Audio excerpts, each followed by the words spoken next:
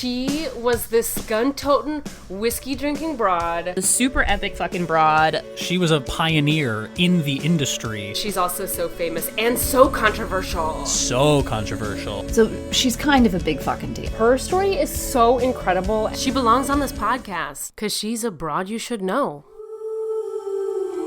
Hello and welcome to Broads You Should Know, the podcast about amazing and noteworthy women from history. I am your host, Sarah Gorski, and I am actually bringing you a new broad this week after a few weeks of no new broads due to my insano schedule. But I'm bringing you a new broad who actually caught my eye in the movie theater a few weeks ago. I'm telling you, you can find great broads pretty much anywhere you look if you're looking out for them. And I was watching this new Hugh Grant horror movie called The Heretic.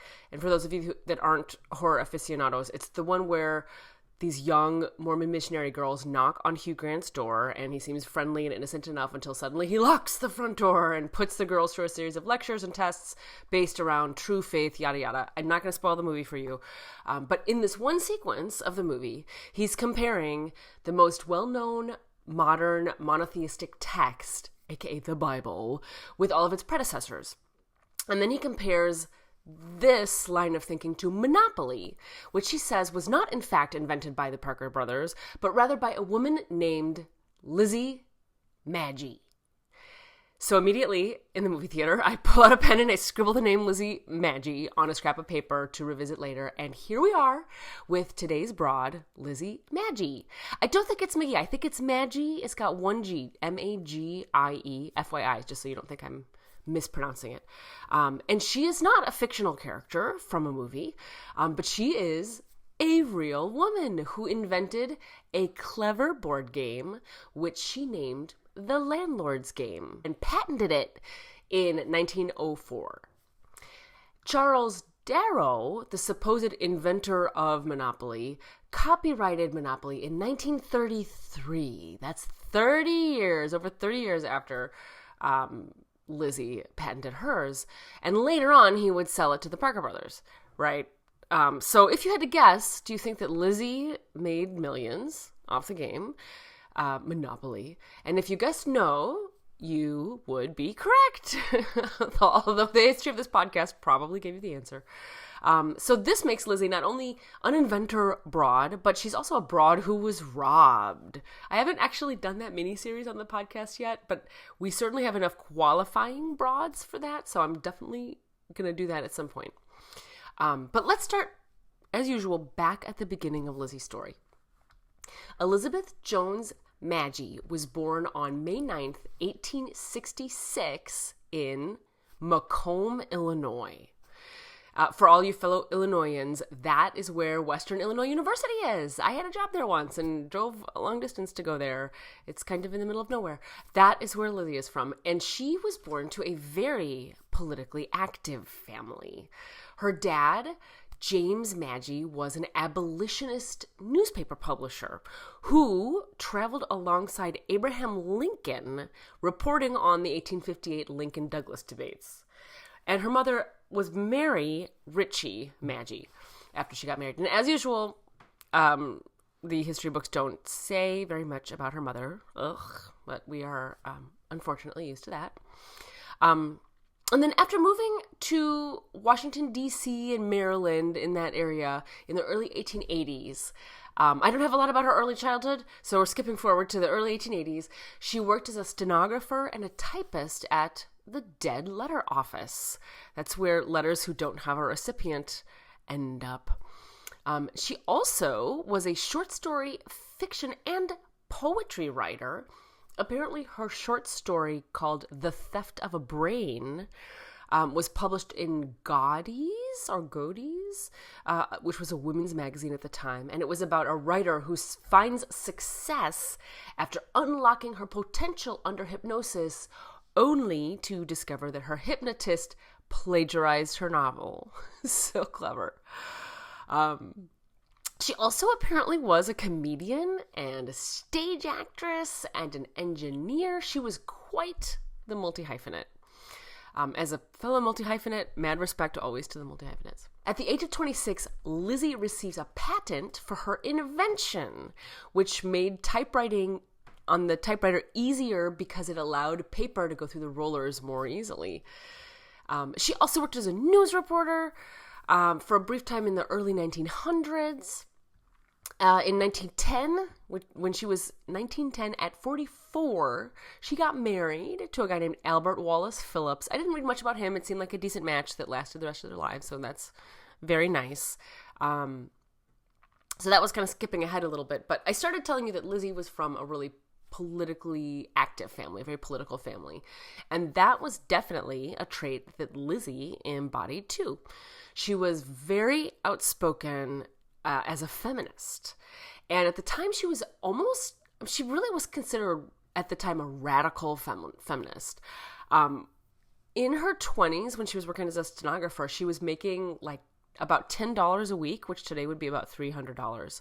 And it wasn't enough to support herself without the help of a husband. She was a single woman at the time, this was before she got married. And Lizzie was really tired of it, and she wanted to get the public's eye on the struggles of single women in the workforce. So she apparently buys an advertisement, and she tries to, it's like a fake advertisement, auctioning herself off as, quote, a young woman American slave with large gray-green eyes, full passionate lips, and splendid teeth, who was not beautiful but very attractive, and describing herself as honest, just, poetical, philosophical, and looking for a husband to own her. It was like a wanted ad. Now, obviously, that is super cringy by today's standards, but the essence of it, which was that the only people that were truly free were white men, that was very radical at the time. And this ad became the talk of the town, and it was in like other newspapers and gossip columns around the whole country. And it would lead to, of course, grossly, a bunch of unwanted marriage proposals. She got an offer, apparently, for employment at a freak show or a traveling circus. But also, it apparently got the attention of Upton Sinclair, which would eventually lead to additional work as a newspaper reporter. So that's kind of cool. Now, besides being a wonderfully outspoken feminist, one of Lizzie's other big core beliefs, which she inherited from her father, was called Georgism.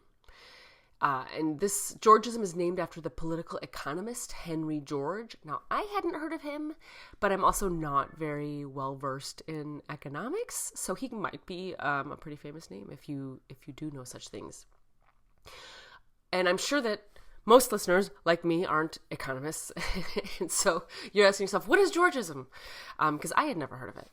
According to Wikipedia, Georgism refers to the economic perspective that instead of taxing income or other sources, the government should create a universal land tax based on the usefulness, size, and location of the land. Then, after funding the government, the leftover money would be distributed to the people. Many progressive political leaders at the time supported this economic perspective as it motivated people to cultivate land, redistributed wealth to people of low socioeconomic standing, eradicated the idea that landowners or landlords held the power and monetary value of the land that citizens used, and let people own all of the value and benefits of their creations. It's kind of a big mouthful, so in case that is confusing, I think the New York Times article I used in some of this research also describes Georgism really well. It says, quote, "The central tenet of Georgism was that people should keep all that they earned, but that the government should be funded by a tax on real estate owners, since land rightly belonged to everyone. A society funded by a single land tax, George believed, would eliminate both lower-class poverty and industrial cartels." End quote. Whew. To be honest with you, at a glance, I'm a huge fan of this concept. I'm sure that shocks nobody who listens to this podcast. Maybe I'm a Georgian too, and I just didn't even know it. So, all of that being said, Lizzie being a huge Georgian, she basically invents the landlord's game as a way of illustrating the benefits of Georgism to society. In fact, in her original game, there were actually 2 sets of rules. One was called Prosperity, and that track rewarded the players when resources were shared equally across all players. And then the other set of rules, called Monopoly, was where the winner was the land baron who acquired the most wealth. And either way, according to the New York Times, quote, she hoped that players would think about the underpinnings of capitalist society, end quote. In Lizzie's game, people would move their tokens around the perimeter of a square board, buying real estate along the way, which they can charge rent to other players then moving forward. And as I said earlier, Lizzie patented her invention in 1904, and it was published in 1906 through the Economic Game Company, of which she was an owner. In her patent application, apparently Lizzie wrote, quote, each time a player goes around the board, he is supposed to have performed so much labor upon Mother Earth, for which, after passing the beginning point, he receives his wages, $100, end quote. Also, in the rules of the landlord's game, Lizzie explained how she explains how potential conflicts would be resolved in gameplay. Quote, should any emergency arise which is not covered by the rules of the game, the players must settle the matter between themselves. But if a player absolutely refuses to obey the rules as above set forth, he must go to jail and remain there until he throws a double or pays his fine. End quote. I love that rule. What if by refusing to play nice, you went to jail? I'm like such a huge fan of Lizzie already after all this research. Now, the landlord's game was not immediately a huge hit, but it developed these pockets of big fans, especially in the Northeast where Lizzie lived at the time. There was apparently a group of utopian Quakers in Delaware who really loved the game. And apparently some frat brothers at Williams College in Massachusetts loved it too. It would also get picked up actually in Europe. The British market acquired it under the name Brer Fox and Brer Rabbit, which I thought was interesting. And these small groups of fans, they loved the game apparently so much that they started converting it into their own homemade sets of it, like copying it themselves. And they would copy the board onto wood or cloth, and they would tweak the rules, and some of them called it the Monopoly game, and when they copied it over. So as these big fans have their like home versions of this game, and they teach their friends how to play, their friends usually had no idea that the game was called the Landlord's Game and that it was invented by Lizzie, which ultimately is how that dude, Charles Darrow, discovers the game. And at the time, apparently he was an unemployed salesman in Philadelphia. And after playing one of these homemade copies, he asked his friends to type up the rules and, quote, jazz up the graphic design. And in 1933, he copyrighted the game Monopoly as his own invention. And he began selling it in toy stores and department stores. Now, based on the research that I've done, there's no evidence that Charles Darrow specifically set out to fuck over Lizzie. In fact, it appears he kind of didn't even know who she was, or that she was the inventor of the Landlord's Game, or that the Landlord's Game itself existed. But he did claim that he had invented it to entertain his family during the Great Depression, which could have just been a marketing play, but it certainly does not seem to be the truth based on this other research that I've been doing. And then Charles Darrow's version, Monopoly, gets noticed by this struggling near bankrupt company, the Parker Brothers, who buy it from him. And ultimately, they sell millions of copies. And Parker Brothers is saved from bankruptcy, and Charles Darrow is made a very, very, very rich man. And later, I'm not quite sure how much later in terms of how much profit already had been made and how popular Monopoly already was. But the game was doing well enough that the Parker brothers started buying up competitive games for it, including, of course, hilariously, the Landlord's Game. So Lizzie, at this point, officially sells the rights to the Landlord's Game to Parker Brothers for a flat $500. And today that would be about $11,000. But it was a flat fee, and it wasn't in relation to Monopoly. So she didn't have any sort of copyright benefit as we know it. But the whole thing, all of Monopoly, was her idea to begin with. So she should have been making the millions too, right? Apparently, when she sold for that flat rate the Landlord's Game,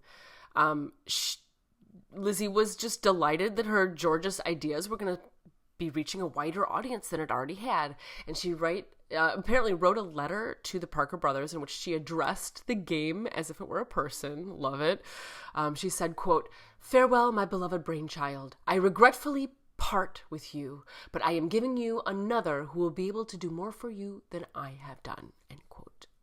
I love it. I love it. According to Wikipedia, in January 1936, in an interview, Lizzie does this interview in a Washington, D.C. newspaper. And at this point, Monopoly had totally taken off. And I'm guessing she was, wishing that she had gotten a better piece of the pie and that she, I don't know. I don't have a quote from her on it directly, but she was speaking to reporters about all of these similarities, these strange similarities between Monopoly and the Landlord's Game. And the article spoke to the fact that Lizzie actually spent more money making her game than she actually received in earnings, especially because she never got credit for Monopoly itself. And after all these interviews, which were kind of widespread and I guess popular enough, the Parker brothers talked with her and they agreed to publish 2 more of her games. The King's Men, which was a tile matching game, and Bargain Day, which was a shopping game. But they did not do a takesies backsies and give her credit for Monopoly or money for Monopoly. They continued to give Charles Darrow the credit for that game.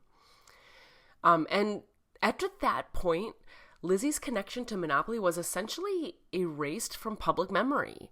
And Monopoly, was credited to Charles Darrow until the 1970s, when this other guy, Ralph Anspach, this guy apparently invented a game called Anti-Monopoly. And he got into some sort of huge legal battle on trademark infringement with Parker Brothers. And he was doing all this research for his legal case. And he dug up all this material about Lizzie and the Landlord's Game, and that kind of brought her back into public memory. Which it's always so interesting how these facts come back up. Now, this obviously was after Lizzie already did not live on this earth anymore. Lizzie died at the age of 81 on March 2nd, 1948 in Staunton, Virginia. She did live long enough to see the huge success of a game that was based on her invention, even though her as the origin of it and the ideology of it had been extremely watered down in the Monopoly version. But the New York Times obit on her has a nice little closing, and I just want to close with that. Quote, "The Evening Star newspaper of Washington, D.C., which had interviewed Lizzie in 1936, summarized her view. Quote, if the subtle propaganda for the single tax idea works around to the minds of thousands who now shake the dice and buy and sell over the Monopoly board, she feels the whole business will not have been in vain." End quote. End quote. And that, my friends, is Lizzie Magie, the inventor of the Landlord's Game and ultimately Monopoly. To learn more about Lizzie Magie, see pictures of her and quotes from this episode, head on over to broadsyoushouldknow.com. While you're there, you can click on over to the About page and read more about me, my bio photo, links to my stuff, all right there. Are you following Broads You Should Know on social? We are on Facebook and Instagram and YouTube at Broads You Should Know, and Twitter, always Twitter, at BYSK Podcast. To suggest a broad, fill out the form on our website or email us at broadsyoushouldknow@gmail.com. If you're a fan of this podcast, please spread the word about us. Share an episode with your friends or family, or leave us a review on Apple Podcasts. That really helps new listeners to find us. Broads You Should Know is produced and edited by me, Sarah Gorski, with original music by Darren Callahan. Finally, if you really enjoyed hearing the story of Lizzie Magie, then I highly recommend you check out a few of our previous Inventor broads, including Sarah Good, the first Black woman to receive a U.S. patent for the folding bed, Dr. Marion Croak, who invented VoIP technology, Mary Beatrice Davidson Kenner, who invented the sanitary napkin, and Melita Bentz, who invented the blessed coffee filter. See you next week for another Broad You Should Know.